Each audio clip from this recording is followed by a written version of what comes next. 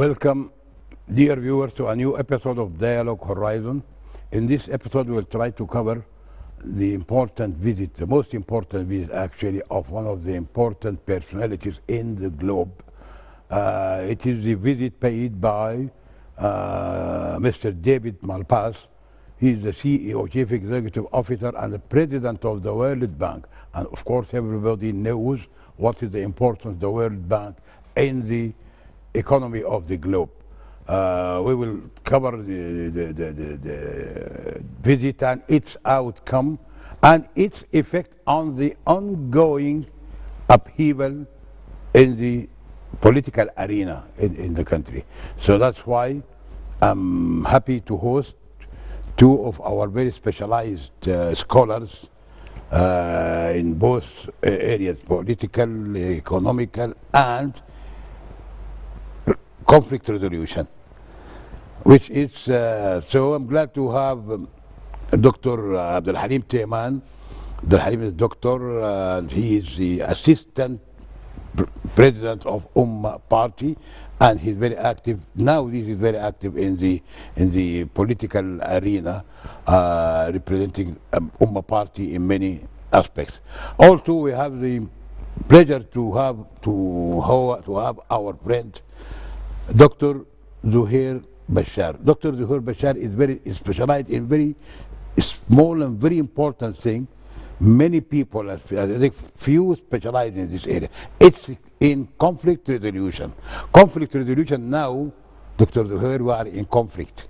So we will be glad to have you and to hear you talking about the conflict in its dimensions. But first, let me start by Dr. Abdul Halim Teman to give us his own assessment of the important visit paid by the number one in the World Bank, David Malpass. He is the president or the top officer in the World Bank, and we know this will have definitely a good effect. In my opinion, I think the economy of the country is going on the right track, which is manifested in many areas. Where is the now scarcity is no longer scarcity in fuel, scarcity in commodities. Although the prices are a little bit headache to the but still, and the dollar rate is now stabilized for almost 3 months to the real rate, its value. But definitely the visit paid by the World Bank president and the outcome, which is, as we all know, that $1 billion, $2 billion assistance, and other in the coming years, other things which will pave the way for the investors to come to Sudan. But this, I want you to also give its effect on the ongoing political upheaval. So just tell us about the visit and your feeling about the visit and its importance in Sudan at this critical time. Thank you for having me, and good day, dear viewers. I think congratulations to the transitional government because the visit of the World Bank, the president of the World Bank Group, Mr. David Malpass, has its importance because we are quite sure that he will not have visited Sudan if the economic stabilization program didn't show good results. I'm sure that they have been observing the economic reforms that the government has adopted during the last time, and that the macroeconomic fundamentals are showing improvements. And his visit is quite important because it's a kind of declaration that the World Bank and its arms will be engaged in helping Sudan in the coming period. And also there is another visit by the International Finance Corporation,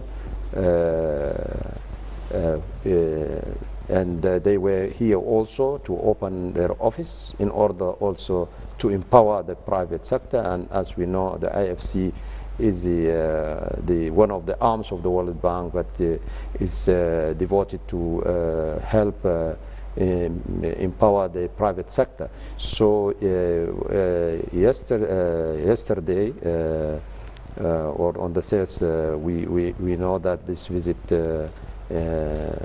which was attended by the Prime Minister, has sent good messages. First of all, that there is a commitment from the World Bank that they will support Sudan in infrastructure and in other energy sector, and also they will also help improve the lives of the citizens. And this is one of the most important things that we need to all push forward in order to benefit from this opportunity, because this is a great opportunity for Sudan. And at the same time, the same day also, there is a special session devoted to Sudan at the General Assembly of the United Nations. They devoted a special session to Sudan to support the transitional peace, the transitional period, and the peaceful transition to democracy. And this is also a very important message to Sudanese and the world. And we are quite sure that, as the World Bank Group President said, all this needs stability. Without stability, we cannot make benefit from these opportunities. And this is something that the political components must listen to and work in order to bring stability to the country, in order to make benefit from these huge opportunities. Okay, that's very good. I think this is a good impression he said. But we go to Dr. Zuhair Bashar. Doctor, you are in conflict, and definitely when we talk about conflict, when you want to tackle a certain conflict, then you have to grasp all dimensions or variables of causing the conflict.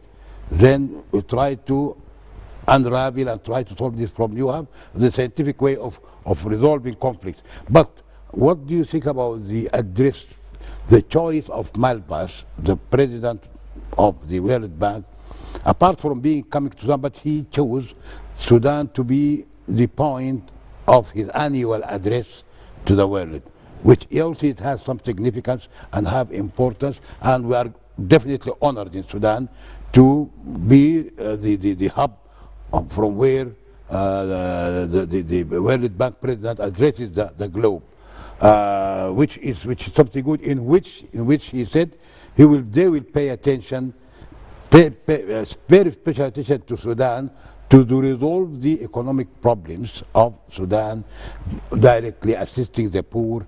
So anyhow, they said they will be part and parcel with the reform process of Sudan. So this.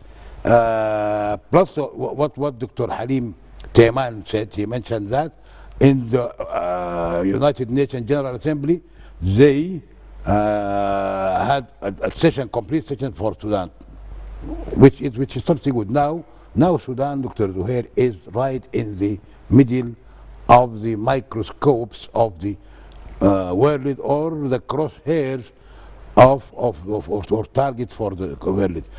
How can we make use, how can this affect the stabilization of the upheaval and turbulence in the political arena now? Thank you, Mr. Omar, Engineer Omar, and I'd like to say hello to viewers, and I'd like to welcome my colleague on the right, Dr. Halim. Yeah, it's my pleasure to be together in this session. And thank you for the question. I think it is very important to shed the light on the visit of Mr. Malpass to Sudan, the president of the World Bank. From my point of view, this is a very strong message from the international community. It is a message that Sudan is going on the right track with regard to the economic reforms, and that the international community is not going to let them down. That's one thing. The other thing is, it is a message that Sudan has already get integrated to some extent in the international community, the global economy, because to have the president of the World Bank in Sudan is not something easy. It's a big event. It is a big event. At the same time, I think Mr. Melpas wants to draw the attention of the whole world to the Sudan, because when he decided to address the annual conference from Sudan, that means everyone will turn his attention to Sudan, and Sudan will be the focus. So I think the message contain all these points I made. In addition to that, you cannot separate economics from politics. This is also somehow is going to help in resolving the political tension in Sudan. And I'm saying that particularly because Mr. Melpas has mentioned that he wants the components of the transitional process, the two components of the transitional process, to pay attention to the tensions between them. And that might affect the work of the international community to help Sudan and to make Sudan completely integrate into the international community. By mentioning that means please work together, collaborate together, and the transitional period cannot be successful unless both of you work together. I think that's a very strong message, and I agree with Dr. Timan that the presence of this high figure in the World Bank is meant in itself. Especially the World Bank is concerned about the long-term development. It's concerned about the big projects, billions.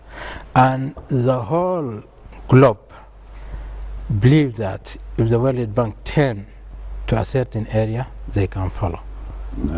So I think this is a very strong message. Thank you. So this is very strong. You think this is a very strong message? Okay, that is a very important point you raised. This is the connection between the political and economic, and the importance of the visit of the World Bank president at this time, which coincided also with political visit from top officials of the American administration. So it seems that all of them, they are pushing in one direction. Which direction? Of the democracy, the transitional period to be successful till it reaches the general elections and transformation to full civilian democratic rule. Dr. Halim Tayman, this is very important, but before we go now to the political, as we all know, so these people, they know that the government of Sudan courageously took very big, strong decisions, which all previous regimes, autocratic regimes, very strong regimes, they couldn't make it, especially the Salvation regime, which was an iron grip on the power by force and by all means of this torturing and this ruthless regime. They couldn't do what the traditional government did, which is lifting subsidies and floating the value of the currency till it reaches now the pound value is stable. For almost 3 months, it is stable and the Bank of Sudan started to build up some foreign reserve on the, now we started hearing figures like 1 billion reserve, half billion, so things are moving, but this is accompanied by the skyrocketing prices of the commodities, of the all commodities, everything, almost everything, and people are now starting to resent the hardships they are being in. Do you think this success, which is accompanied by the hardships, do you think this will be against the civilian rule, civilian governance, or people will understand? I know that the people, the land people, the elites, They know that it's something traditional, it will stabilize to a good, but the other for the poor, do you think that will have some effect on the assessment of or acceptance of the people on the civilian government? Do you think it will have effect? Yes, The prices. first of all, we know that people who went to the streets to demonstrate and sacrifice their lives, they have demands. And we know that unemployment, bad services for example, in health, poor education, transportation, Power, all infrastructure. all these services, they have caused, in addition to the economic hardship, this caused the people to go to the streets demanding better life. And they raised revolutionary slogans. But of course, after a while, they normally demand that these revolutionary slogans should be turned into economic gains and social gains and political stability. Of course, this is something that they deserve.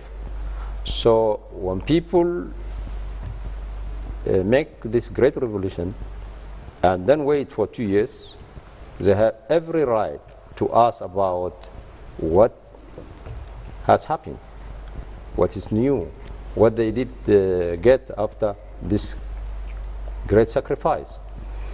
But I know that people are still not satisfied with the results, but we must normally tell them that this issue, the economic stabilization programs, normally take some time in order to translate into concrete results. As you mentioned, the early positive results normally take the form of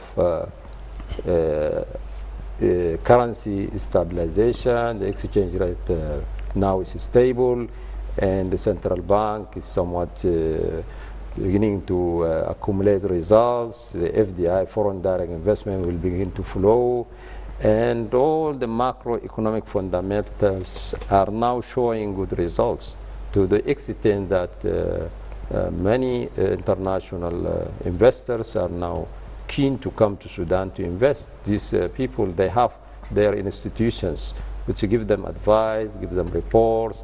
And on the 12th of October, we have a big investment, a delegation of investors from big companies, almost around 45 big companies from Poland, headed by the Deputy Prime Minister of Poland. So this is something that signals that these people, they got good information about Sudan. And also on 14 of October, there's also a great big event, because Romania will declare Sudan as a pilot country for their investment in Africa. And there will be a signing of this event. There will be a ceremony on this day. So also you can add to this also the visit of the Saudi investors delegation headed by the agricultural minister. All these things, we must tell our people that these people have seen that the economy is improving. Going the right direction. But normally in similar situations, countries like Egypt, for example, and other countries who went through this process of economic reforms, normally you go to your ends and goals, but there is a transitional period of hardship. So we need to know that, and we need to tell people that this is only a transitional period of suffering, but things will improve through time. And we have to be patient. Yeah, we have to be patient, and we have to go and work for the other things that that will help the government in order to go in this program, like political stability, national unity, reconciliation, national reconciliation, all these things, supporting the peace agreement. All these things will pave the way for economic progress, and I am quite confident that Sudan will make history very soon. Very soon. We are quite sure. That is very good. Okay, now at least we covered a little. We covered this part, the first part of the episode, which is the important visit of the World Bank president and its effect. We'll also, through our discussion down the episode, we will definitely come again to this issue of the World Bank, because now, as Dr. Halim Teman concluded his contribution in this answering my question, he is talking about that some people now, last week, as we all seen a very dangerous widening of the rift between the partners of the revolution, the two parties, the military and the civilian. Now it tends to be not only, it's not entirely civilian and military. So it's now mixed, two groups. Now there are two groups. Group again is the traditional, the real, those who are genuine in the transitional transformation to democracy. Those who are not wanted this way. But my question is that people, they capitalized on the issue of the side effect, not for the remedy. Side effect, which the high prices, as Dr. Halim said, the high prices of the commodities and the deterioration of the services like power, like water, like this. They capitalized on this and tried to move the people and against the civilian component. Whereas the civilian component also, they are talking about the role of the military. They are not protecting the citizen by involving in the looting in the streets and blocking of the highways like Portland Highway. So everybody now is throwing the blame on the other.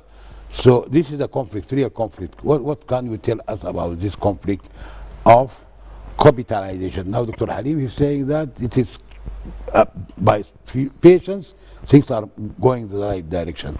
So this is now a conflict between two partners. Thank you, Engineer Omar. Yes, there is a conflict of interest. There is a conflict of approaches how to handle the problem. There is a lot of this and that in the space. But my point is the tension between the military components and the civilian components and the way of blaming each other is not the right way to resolve issues. Because if you are going to for the blaming and the allegations made by this party against that party, both of them should be blamed. Because this is a one government. Mm-hmm. Nobody can separate one government into military component and civilian component. No, this is a transitional government. Whether it is high level, the Council of Supremacy, or at it is a lower level, the Prime Minister and his cabinet. It is one, no doubt. But if we go to this kind of separation, you can blame the military for the crackdown of the security. People in Khartoum do not feel secure. Yeah. People in Darfur, in the east, do not feel secure. Should we say this is because the military didn't do their job? We can blame the civilian component by saying the streets are damaged, no reform on the street, the prices are going up and going from time to time, high and high, the corruption is still there, the mismanagement is still there. This is their job. A lot of commissions that's supposed to be established hasn't been established yet. So we can blame that, but I think the right way to take this is if we want to put the blame, we should put it in the whole government. in the whole institutions. The transitional institutions failed in this side. The transitional institutions were successful on this side, but we shouldn't separate it to this and that. And it is very interesting to look, whenever we have a very successful step with regard to our international engagement and our international successful and international reincorporation, the international community and engagement, our people at the top of the government, whether at the Supreme Council or at the Cabinet of Ministers, insist to remind the international community that Sudan is an unstable state. This is something very disgusting and very bad. How can you should not take care about your own government and not to send a negative signal to the international community? The international community is doing their best to help you and to help promote the government as a whole, the transitional institutions as a whole. So yet, you, the national people at the national level, try to make this kind of tensions to intimidate and to make all this success turn into failure. This is something I can't understand. You can't I digest, can't understand. huh? Yeah, and I can't digest.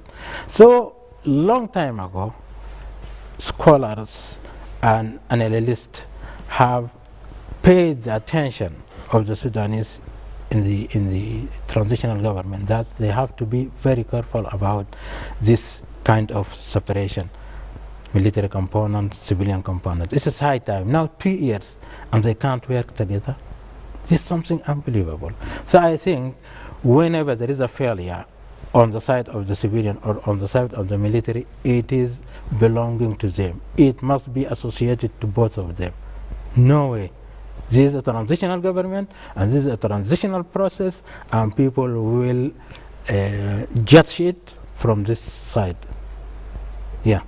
As a one component. As one component. Yeah. So you are saying that the transitional governance, actually, not the government. When we talk of governance, the whole system, military, yes, civilian, transitional institutions. This institution is not doing enough to give the world a good impression, but still the world is working hard not to leave Sudan. This is very important. Yes, okay, yes. Dr. Halim, now having heard Dr. Zuhair about this, we ask you about people also, or maybe those who took to the street. They are talking about the slow and sluggish steps in the dismantling of the relics of the old regime, the old regime, plus the corruption. And people, they said they're very slow, and this might take years and years to cover the corruption of the 30 years. So this is one of the points that people are not happy about. Another thing is also the slow process of implementing the security arrangement. I mean by security arrangement of the Juba agreement. I mean the DDR. The demobilization, disarmament, and reintegration of the forces. Also, this is very slow. The third is also that the judiciary body is still has very key, important, vacant points. The Chief Justice, the Attorney General, and still and the Constitutional Court. The Constitutional Court. So can you tell us about why now people did the transition? Now we are right in the you are, Dr. Abdul Halim Teman, in the process of the transitional governance, not government, total governance. Why people are asking why these three issues are very slow, and although they all are very important, three are important. The judicial system is vacant. The slowness in the integration of the forces, and the dismantling of the old regime relics. To what can you attribute this feature? We cannot separate these issues from the framework of the overall issues of the transitional period. First of all, we must repeat that our people who made this glorious December Revolution, they also send a message to the world about the uniqueness of the Sudanese revolution, which it took the form of partnership between the military and the civilians, and the constitution that followed this agreement. It is clear in the revolution that these are the partners, and the duties were also defined, and that there is no way but to continue through this partnership, to strengthen it, and to also overcome the challenges until we reach democratic transformation. But during this process, we are not going in a straight line. We faced a lot of challenges. This is true, but it doesn't mean that we will stop. We are not happy because the partners, they should normally study and these issues and try to solve them inside their joint institutions, because you have the Partners Council. This is a joint council where all partners of the transitional period were there, and you have also Partner Council, it replaced the FFC, the previous council. The partner now did after the revolution. I mean after the Juba agreement. Yes, the partners council where all the partners of the transitional government are there. So all these issues should be addressed in the institutions of the transitional government instead of going to the media.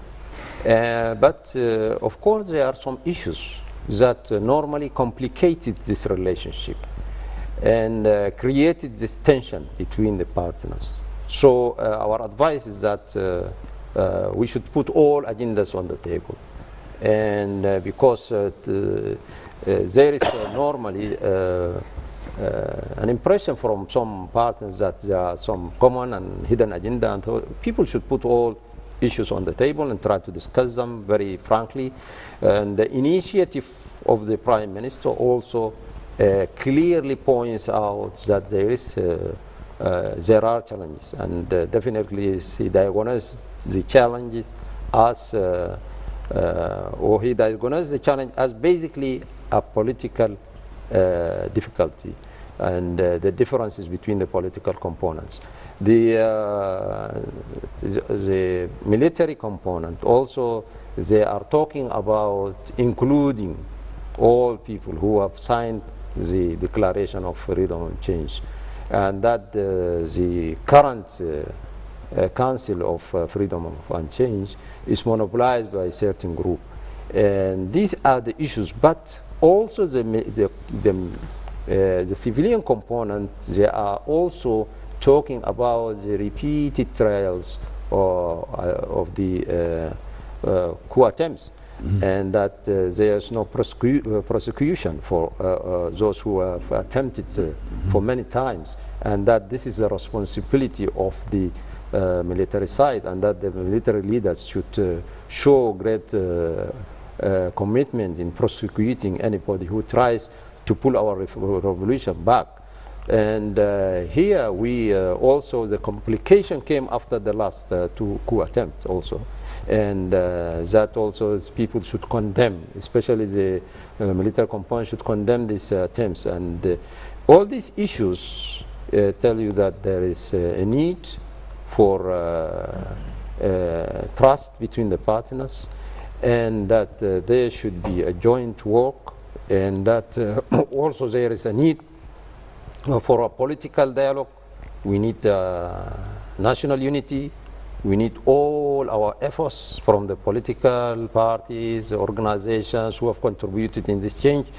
We want to include all stakeholders in this period in order to avoid dropping in any chaos, because we know in Libya, in Yemen, the political differences has translated into armed conflicts, and as you know, there they ended up in armed conflicts.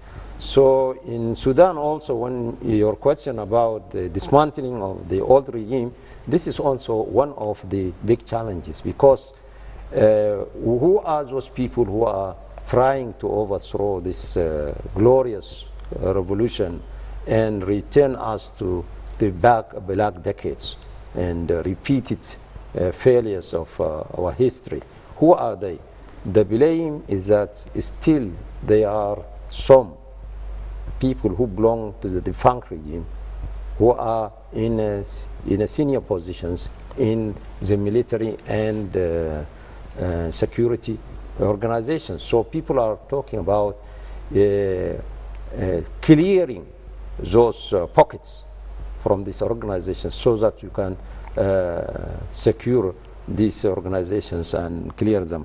One thing to mention is that we are also very clear about, we are clearly able to segregate between the military as an organization, which we respect it, and those military leaders who have political ambitions and those who want to return us to military dictatorship. So we segregate between these two. So we are totally against any coup attempt, and we believe that our people who made this glorious revolution is committed to confront and direct this revolution, whatever the costs are. So we warn anybody that would like to return us to these black days or experiences. Sudan will never again be ruled by a dictator, and we are heading to our democracy, and whatever the differences are, we have a chance to solve our differences. And for the people also, they must understand that after all this collapse, after all this destruction, you cannot change the life of people overnight. This is a process, and the American Revolution also took years in order to turn into a stable democracy. So we need to be patient, but we are progressing, we are developing. We cannot see our achievements internally, but people who are outside the international community, normally they send us their good impression about Sudan, and our progress has been seen by the world. But we should get out of this our local differences and took the great opportunity that we have in order to translate all these opportunities in improving the life of the people, and achieving history. This is very good. That's very good. Now you heard that Dr. Ali, he pointed down the areas of the conflict. When I asked him about which side is impeding the process of the revolution in dismantling the ousted regime, in completing the judiciary system, in so on and so. He said that still there are pockets inside, whether the military or civilian, anyhow, there are pockets still of the ousted regime. And it's always expected that the ousted regime will try to put hurdles on the road to the democracy. So what can you add to him? What do you think? Do you agree that still there are two blocks now? And one of the blocks is growing, by the way, the other block, not necessarily 100% military. They are accompanied by some of the forces, the popular forces, who or which joined the ousted regime at one stage. Still, they were part and parcel of the ousted regime, but still they are trying to come on board, and this is maybe the reason for the impediment put on the road to completion of the. So what can you do? Now the conflict is clear to you. Thank you. Yes, Thank you very much. I'd like to talk about two things. One is the issue of having these remains of the ousted regime, and the second thing is the mechanisms of settling differences between the components of the transitional process. With regard to what Dr. Abdul Hamid named as pockets of the state regime, I would say it's not only a pocket. It is the majority of the top military leaders are belonging to the state, to the previous regime, because there used to be a kind of political promotion, even within the military and within the security. People are referred to through politicians, not through their military achievements. So those people are still there. It is big proportion of the security. It's a big proportion of the top military leaders. That's something given, because as long as we know, for the last 2 years, all of you people have been dismantled or being taken out of these institutions. If you go to the civil servant, it is the same. 90% of those who have been recruited by the National Congress Party are still there in their positions. So go to every police institution, and the police, all of these. yeah. So this is a long process. Yeah, exactly. Nothing has been done. It's true that this committee of what they call the dismantling of the old regime, they are working hard, but they are focusing on the financial and other aspects rather than on this. Political. And they are very limited, and that's why their role is very slow. You see, the main thing is they are supposed to be the corruption commission, yeah? That institution is supposed to be established long time ago. Yes. Now 2 years hasn't been established. So I think the issue of the ousted regime is still there. The old people are still there. Their affiliation is to the old regime, and that is why they make this kind of problems and put obstacles in the way of process of reforming. That is something normal and expected. But the thing that is not normal and not expected from the from the transitional government or the transitional institutions is not to steering the process in order to build the institutions that can fight the corruption and can get rid of these people, not to put the obstacles in front of the reformation process. That is something very strange. So up to now we don't have the constitutional court. Up to now we don't have many of the commissions that's supposed to be established, and still it have been mentioned in the constitutional document. Others have been mentioned in the Juba Peace Agreement. Hasn't been established up to now. The second thing is, where are the mechanisms whereby we can go to if we have a kind of tensions or disagreement within the transitional institutions? If the military component and the civilian component in the Supreme Council disagree, where do they take this? There is no mechanism at Yes, all. no mechanism. Yeah. So the first priority should be for the constitutional court, and the first priority should be for the establishment of the judiciary institutions, because up to now there is no judiciary council to appoint the head of the judiciary. The head of the judiciary resigned, and up to now the position remained vacant. Not filled. The same thing for the Attorney General. Resigned, the the position remained vacant.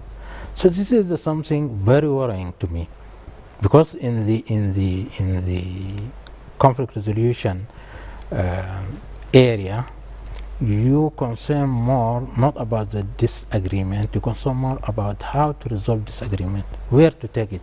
So the mechanisms of settling the disagreement is more important, because disagreement is something natural in political arena, very natural, and something natural within the human kind. So we have to be careful about this, and I think 2 years is too much. Now they have to focus and build these institutions, so as if we reach a deadlock, we can take things to them, and then they can make the decision, and all people would be abide by that decision. Thank you. Okay. Okay, that's good. Okay. So Halim, now the picture is very clear. As you and Dr. Zuhair described it, the rift between the military component and the FFC, Force of Freedom Force, is widening, definitely widening, especially after the talk in the Sudan TV of last week of one of the members of the Sovereign Council, which was considered by the 2 top brass leaders in the military component as something insulting to them. That's what. And actually, they decided not to sit again as a council unless some kind of reconciliation happened. Till now, this did not happen. So it seems that the Sovereign Council definitely is suspended. But how can this rift, it can be mitigated?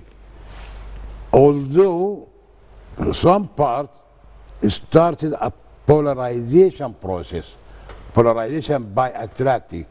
The military is now not only military. That is why Prime Minister Hamdouk was very smart when he said now the conflict is not between military and civilians. It is a conflict between those who are with the democratic change till a full civilian rule, and those who are against this. Those who are against this is not only the military components of the Sovereign Council, they are joined by other civilian forces. At the same time, those also who are genuine about the civilian rule are the civilian partners of the FFC, plus unknown or hidden maybe military components. So I think, do you think the gap can be, this thing can be mitigated? This is for both of you. But Dr. Halim, this is very serious. First of all, we must also again repeat that those people who have got to the street and made all this sacrifice, they want these revolutionary slogans turn into gains for them and not into disputes and disagreements. So it is very upsetting and disappointing for our nation. After revolution, we have another phase of trying to solve the issues and address the issues of the transitional period. Yes. And that's why we don't want any disagreements. But still there are issues that must be addressed. But this problem between the military and the civilian component is not something new. And the Prime Minister initiative, I think it's suitable now to accommodate all these differences, because also in the Freedom and Change, Front for Freedom and Change, also there is another group who are outside the political declaration. News are showing that maybe another group will declare another council for freedom and change. Yes. This is not something that we should not wait to happen. I hope that the Prime Minister initiative will be the suitable place to bring all those people who have signed this declaration of freedom and change, and then put them together and try to achieve at least a political consensus about how to lead this transitional period. For the military also, they must work hard in order, because they have duties also. They must also be responsible for the security and for the security issues of the country. As Dr. Zuhair said, it's not acceptable to see all this chaos with all these military and security institutions. They should stop this. But the civilian part also is responsible. Their duty is also to achieve a national dialogue, a national unity, reconciliation, and try to bring all partners of the transitional period, the parties, the organizations who have contributed in this change. We must accommodate them, we must include them, we must open our dialogue and open our doors for all people to join. Even the Communist Party, they should stop their attempts to overthrow the government. They should also come, and there must be also a dialogue with them.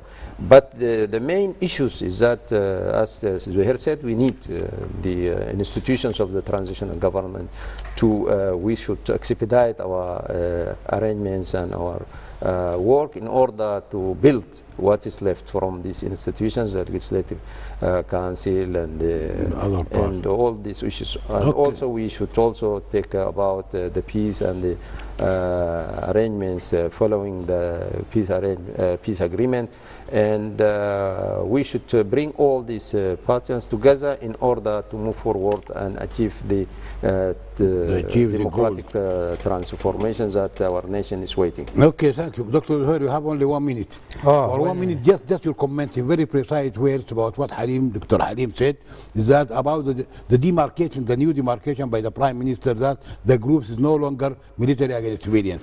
That's true. Is this something good for as conflict? Yeah, is this something good? I like that comment from Prime Minister, because it's really not about military, not about civilian. It is about those who sided with democratic process and those who are against the democratic process. Yeah, it must be clear and it must be read like that.